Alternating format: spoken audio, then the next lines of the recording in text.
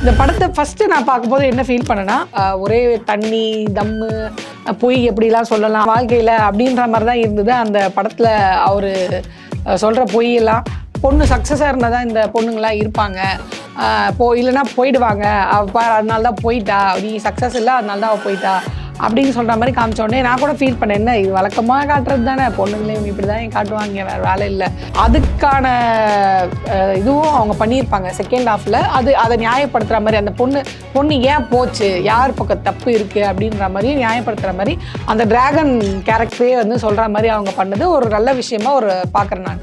மிஷ்கின் அவர்களுடைய ரோல் வந்து எனக்கு ரொம்ப பிடிச்சிருந்தது. வந்து ரொம்ப நியூட்ரலாக அந்த இடத்துல அது ஓவர் ஆக்டிங்காகவும் இல்லாமல் ரொம்ப கம்மியாகவும் இல்லாமல் ரொம்ப கரெக்டாக அந்த ஒரு பிரின்சிபல் இப்படி நடந்தால் நல்லாயிருக்கும். ஆனால் எனக்கு தெரிஞ்ச அந்த மாதிரி ஒரு பிரின்சிபல் நான் இதுவரையும் பார்க்கல. ஆனால் அப்படி ஒரு பிரின்சிபல் இருந்தால் நல்லாயிருக்கும். கர்மா இஸ் பூமரிங் அப்படின்னு சொல்லுவாங்க இல்லையா, அந்த மாதிரி தான் குட்டி டிராகன் வந்து இந்த கதையில் அந்த டிராகனை வச்சு செஞ்சுருக்காருன்னு தான் சொல்லணும். டிராகன் அடுத்தவங்களை என்ன செஞ்சாரோ அதை திருப்பி டிராகனுக்கே செஞ்சது வந்து குட்டி டிராகன் தான். நீங்கள் அந்த படத்தை போய் பார்த்தீங்கன்னா புரியும் எவ்வளோ தூரம் என்ஜாய் பண்ணுவீங்க அப்படின்னு. அஷாகாந்த் வந்து உண்மையிலே நல்லா பண்ணியிருக்காரு. ஒரு இடத்துல கூட வந்து தோய்வு இல்லை. படம் ரொம்ப ரொம்ப ரொம்ப ரொம்ப ஜாலியாக போயிட்டே இருக்குது. ஆரம்பத்துலேருந்து எண்டிங் வரையும் படம் நல்லாவே ஜாலியாகவே போயிட்டுருக்கு. ஸோ இன்றைக்கி வந்து நம்ம பார்க்க போகிற படம் என்னன்னு பார்த்தீங்கன்னா டிராகன் படம் பார்க்கறதுக்கு முன்னாடி நிறைய பேர் எனக்கு நிறைய ஒப்பீனியன் சொன்னாங்க. படம் வந்து டான் மாதிரியே இருக்குது, ரொம்ப கிரிஞ்சாக இருக்குது, ட்ரெய்லர் பார்த்தீங்களா, அதை பாருங்கள், வெறும் தண்ணி தம்மு ஒரே ஊதி தள்ளுறாங்க. அந்த லவ் டுடே படத்தில் வந்து அதே ரியாக்ஷனு, அவர் வந்து தனுஷை தான் அப்படியே காப்பி அடிக்கிறாரு, ஊன்னு எல்லாம் அளந்து விட்டாங்க. சரி, அப்படி என்ன தான் இருக்குது படத்தில், நம்ம போய் பார்க்கலாம். சும்மாவே ஏன்னா இப்போ நிறைய பேர் வந்து ரிவ்யூ போடுவாங்க, படம் நல்லாவே இல்லை அப்படின்றாங்க ரெண்டாவது நாளே. சரி, நம்மளும் போய் பார்ப்போம், பார்த்துட்டு நம்ம என்னென்னு பேசுவோம் அப்படின்ட்டு தான் போய் படம் பார்த்தோம். இவங்க சொல்கிற மாதிரி அப்படி ஒன்றும் அது வந்து டானோடைய காப்பி மாதிரிலாம் எனக்கு தெரியல. ஏன்னா வேறு எப்படி காட்ட முடியும், ஒரு பையன் வந்து ரகடாக இருக்கான், வந்து யாருக்கும் அடங்க மாட்டான் அப்படின்னா அப்படி தான் காட்ட முடியும். ஏன்னா பிரேமம் மலையாள படம் ஒன்று இருக்குது, அதுலேயும் அவங்க அப்படி தான் காட்டுவாங்க. அந்த மாதிரி ஒரு கல்ச்சர்ஸ் நடக்கும், அந்த கல்ச்சர்ஸில் வந்து அடியில் குண்டு வச்சு அது ஒரு ரகலை ஏற்படுத்துவாங்க கல்ச்சரஸில். ஸோ இப்படி ஒரு ஆள் அராத்தா இருக்காங்கன்னா அது அப்படி தான் காட்ட முடியும். அவர் வந்து ஏன் இப்படி அராத்தா மாறுறாருன்னா, அவர் ஸ்கூல் டேஸில் அவர் ஒரு பொண்ணு விரும்புகிறாரு, டிராகனு. அந்த பொண்ணு வந்து இல்லை எனக்கு தான் நம்ம சொல்லுவோம் அந்த தயிர் சோறு சாம்பார் அப்படின்வாங்களே, அந்த மாதிரி இருந்தால் எங்களுக்கு பிடிக்காது, படிப்ஸ் எல்லாம் எனக்கு பிடிக்காது, அந்த மாதிரி ரக்கடாக இருந்தால் தான் பிடிக்கும் அப்படின்னு அந்த பொண்ணுக்காக அவர் ரக்கடாக மாறிடுறாரு. நம்ம ரக்கடாக இருந்தால் தான் பொண்ணுக்கு மத்தியில் இதுவாகும் போல இருக்குது, ஒரு மாஸ் போல இருக்குது அப்படின்னு சொல்லி தான் அவர் ரக்கடாக மாறுறாரு. அவரை வந்து காலேஜில் இன்ட்ரோ பண்ணுற விதமே இதுவாக இருக்குது பாருங்கள். இந்த பையன் தான் 48 அரியர் வச்சு பாஸ் ஆகாமல் வெளியே போன பையன், அரியர் வச்சுட்டு போன பையன் பாருங்கள் அப்படின்ற மாதிரி இன்ட்ரோ கொடுக்கறது. அதுக்கப்புறம் கூப்பிட்டு வராங்க. அந்த ஃபஸ்ட்டு இதுவே எப்படி கூப்பிட்றாங்கன்னா, டே காலேஜில் இவ்வளோ பெரிய பிரச்சனை நடந்துட்டு இருக்கு, ஃப்ரெண்டை அடிச்சிட்டாங்க, நீ என்ன லவ் பண்ணிட்டு இருக்க, கீழே வாடா அப்படின்னு கூப்பிட்றது.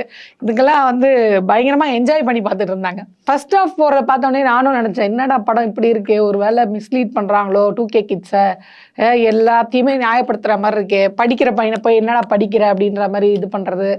அதுக்கப்புறமா வந்து தண்ணி அடிக்கிறதோ தம் அடிக்கிறதோ அதை வந்து ரொம்ப சர்வசாதாரணமாக யூஸ் பண்ணுற மாதிரி காட்டுறது. அளந்து விடுறது, அளந்து விடுறது ஒரு சாதாரணமான ஒரு விஷயம் மாதிரி காட்டுறது. ஸோ இதெல்லாம் பார்த்தோன்னே என்ன இவ்வளோ கிரிஞ்சாக இருக்குது படம், ஏன் இப்படி போயிட்டுருக்கு, இப்படிப்பட்ட இது வாழ்க்கைக்கு செட் ஆகுமா, ஒருவேளை இவங்க 2K கிட்ட வந்து தப்பாக மிஸ்லீட் பண்ணுறாங்களோ அப்படின்ற மாதிரி இருந்தது.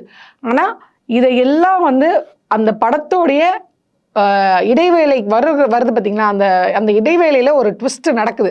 அந்த ட்விஸ்ட்டு தான் இந்த படத்தை வந்து வேறு மாதிரியான ஒரு ஜேர்னியில் கொண்டு போகுது. அதாவது இவர் என்ன பண்ணுறாருன்னா, அந்த டிராகன் வந்து என்ன பண்ணுறாருன்னா, ஒரு 48 அரியரோட அந்த காலேஜ்லேருந்து வெளியே வராரு.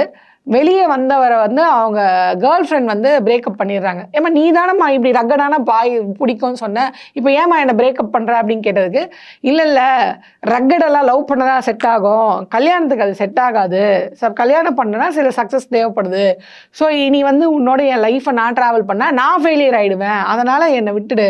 அதுக்கு ஒரு டைலாக் என்ன சொல்கிறாங்கன்னா, ஒரு தப்பு பண்ணால் அதனால் நம்ம லைஃப் நல்லா இருக்கணும், அந்த தப்பே இல்லை அப்படின்ற மாதிரி சொல்லிட்டு அவங்க அங்கேருந்து கிளம்பிடுறாங்க.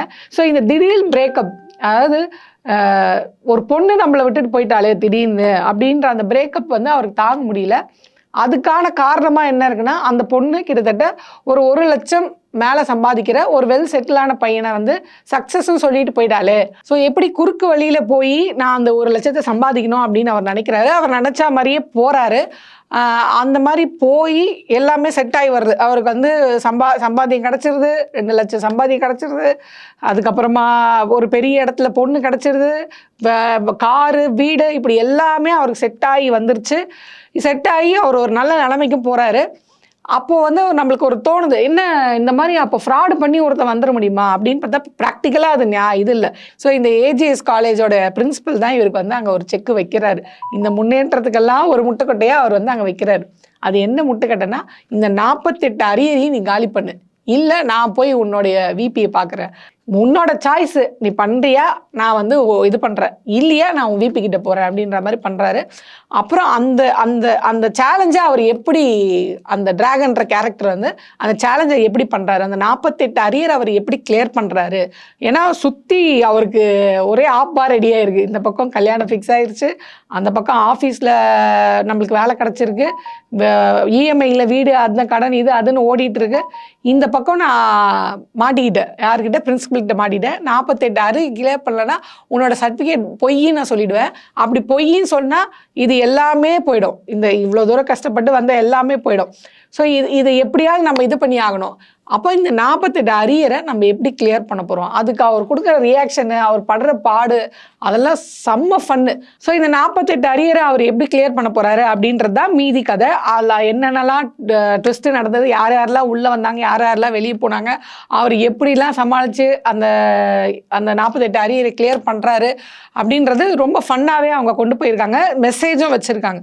கல்வி எவ்வளோ முக்கியம், அதாவது ஒருத்தர் ரொம்ப சர்வசாதாரணமாக எந்த கல்வியை வேணான்னு தூக்கி போட்டு போகிறானோ அந்த கல்வி எவ்வளோ முக்கியம், அதை அவன் எப்படி கஷ்டப்பட்டு அதை ரீச் ஆகுறான் அப்படின்ற மாதிரி தான் அந்த நெக்ஸ்ட் ஆஃப் இருக்குது. ரெண்டாவது, இந்த படத்தில் எல்லாரும் சொல்கிற ஒரே கம்ப்ளைண்ட் என்ன அப்படின்னு பார்த்தீங்கன்னா, பிரதீப் வந்து அப்படியே தனுஷை வந்து இது பண்ணுறாரு. அவருடைய பாடி லாங்குவேஜ், அவர் வந்து சொல்கிற டயலாகு, அப்புறம் இந்த இது பண்ணுறாரு பார்த்தீங்களா, ஐயோ அப்படின்ற மாதிரி அதெல்லாம் தனுஷோட இது. இந்த ஃபைட்டே அப்படி தான் சொல்கிறாங்க. இப்போ இது வந்து அதை அவங்களே பதிவு பண்ணிடுறாங்க. பார்க்க இருந்தால் எலும்பு மாதிரி இருப்பான், நல்லி எலும்பு மாதிரி இருப்பான், நான் அடிப்பான் அப்படின்னு நம்ம வந்து கிண்டல் பண்ண முன்னாடி அவங்களே அவளை கலாய்ச்சிடுறாங்க. இருந்தாலும் இந்த மாதிரியான கருத்துக்கள் தான் வந்து தனுஷ் அவர்கள் ஆரம்ப கட்டத்தில் இப்போ திரைப்படத்தில் நடிக்கும்போது இந்த மாதிரியான கமெண்ட்ஸ் தான் வந்தது. ஸோ அதே கமெண்ட்ஸ் தான் பிரதீப்புக்கும் வருது. அதுதான் அவங்க அது யதார்த்தமாக இல்லை, அவர் வந்து 10 பேரை அடிக்கிறது, பிரதீப் வந்து 10 பேரை அடிக்கிறது, அந்த பாடி லாங்குவேஜ், அவர் கொடுக்குற எக்ஸ்ப்ரெஷனு, இது எல்லாமே வந்து தனுஷை தான் பிரதிபலிக்குது. அதனால அவருக்குன்னு ஒரு ஸ்டைலை அவர் ஃபாலோ பண்ணால் நல்லாயிருக்கும் அப்படின்ற மாதிரி தான் நிறைய பேர் பேசுகிறாங்க. பார்ப்போம், அவர் இனி வர படங்களில் அவர் எப்படி அவரோட ஸ்டைலை மாற்றி, இல்லை அவருக்குன்னு ஒரு பாடி லாங்குவேஜ் கொண்டு வர ட்ரை பண்ணுறாரா, இல்லை இதுதான் ஒரு ஒரிஜினல் பாடி லாங்குவேஜ், ஒரிஜினல் ஸ்டைலாகவும் இருக்கலாம், நம்மளுக்கு தெரியல. ஸோ ஆனால் அவரோட ரியாக்ஷன்ஸில் அவர் பெட்டர்மெண்ட் பண்ணிட்டாருன்னா, இப்படி கம்பேர் பண்ணிட்டு இருக்காங்க பார்த்தீங்களா, தனுஷோட கம்பேர் பண்ணிகிட்டே இருக்காங்க பார்த்தீங்களா, அதை அவாய்ட் பண்ணலாம். ஸோ மற்றபடி அவரோட எக்ஸ்பிரஷன், நடிப்பு எல்லாமே நல்லா தான் இருக்குது. அஸ்வந்த் மாரிமுத்து அவர் தான் இந்த படத்தோட டைரக்டர். இதுக்கு முன்னாடி ஓமை கடவுளே அப்படின்ற படத்தையும் அவர் டைரக்ட் பண்ணியிருக்காரு. அவர் தான் வந்து இந்த மாதிரி டிராகன்ற கேரக்டரை கையை பிடிச்சி கூட்டிகிட்டு போவாங்க.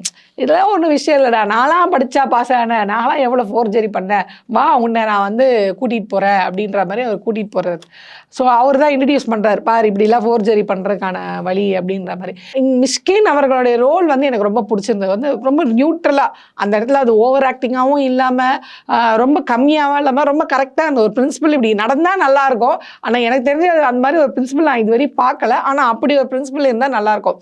நம்ம நண்பன் படத்தில் ஒரு பிரின்சிபல் பார்த்துருக்கோம், அதே மாதிரி டான் படத்தில் ஒரு பிரின்சிபல் பார்த்துருக்கோம். இந்த மாதிரி நிறைய பிரின்சிபல் கேரக்டர்லாம் பார்த்துருப்போம்.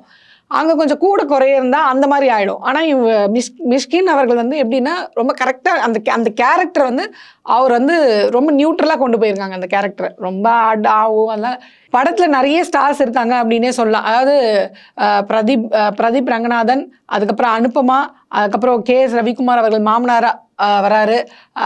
அவங்க அப்பா வர ஜார்ஜ் மரியன், அப்புறம் மிஷ்கின் சார், பிரின்சிபலா மிஷ்கின் சார் வராரு. அதுக்கப்புறம் அந்த குட்டி டிராகன், ஐயோ குட்டி டிராகன்லாம் செம்ம அராத்து, செம்ம காமெடி. கிளாப்ஸ் எல்லாம் நிறைய குட்டி டிராகனுக்கு தான் வந்துட்டே இருக்கு. அதாவது அர்ஷாத் கான் அவர்களுக்கு தான் வந்து நிறைய கிளாப்ஸ் போயிட்டே இருக்கு. அது இங்கே தான் அடி வாங்குறாரு விஜய் சித்து கிட்டன்னு போய் பார்த்தா அங்கேயே அடி வாங்கிட்டு இருக்காரு விஜய் சித்து. அப்புறம் படத்தில் 3 ஹீரோயின் இருக்காங்க. எல்லாருக்குமே சமமான ரோல் கொடுக்கப்பட்டிருக்கு. யூஸ்வலாக என்னென்னா ஒரு ஹீரோயினுக்கு வந்து சும்மா பாட்டுக்கு வருவாங்க போவாங்க, அதே மாதிரி இவங்க சும்மா லீடாக இருப்பாங்க. அந்த மாதிரிலாம் இல்லாமல் 2 பேருக்குமே ஈக்குவலான லீட் கொடுத்துருக்காங்க. இதில் 3வது ஹீரோயின் சொன்ன பார்த்தீங்களா, அவங்க வந்து கதைக்கு வெளியவே வரமாட்டாங்க.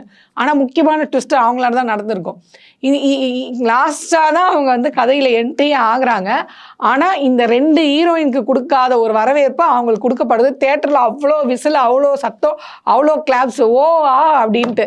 அது ஏன்னு நீங்கள் தேட்டர் போய் பார்க்கும்போது உங்களுக்கு புரியும். கர்மா இஸ் பூமரிங் அப்படின்னு சொல்லுவாங்க இல்லையா, அந்த மாதிரி தான் குட்டி டிராகன் வந்து இந்த கதையில் அந்த டிராகனை வச்சு செஞ்சுருக்காருன்னு தான் சொல்லணும். டிராகன் அடுத்தவங்களை என்ன செஞ்சாரோ அதை திருப்பி டிராகனுக்கே செஞ்சது வந்து குட்டி டிராகன் தான். நீங்கள் அந்த படத்தை போய் பார்த்தீங்கன்னா புரியும் எவ்வளோ தூரம் என்ஜாய் பண்ணுவீங்க அப்படின்னு. அர்ஷாகாந்த் வந்து உண்மையிலே நல்லா பண்ணியிருக்காரு. படத்தில் இருக்க சாங்ஸில் வந்து ஒன்று வந்து சிம்பு பாடியிருக்காரு, என்னை ஏன் விட்டுட்டு போனான் அப்படின்ற மாதிரி.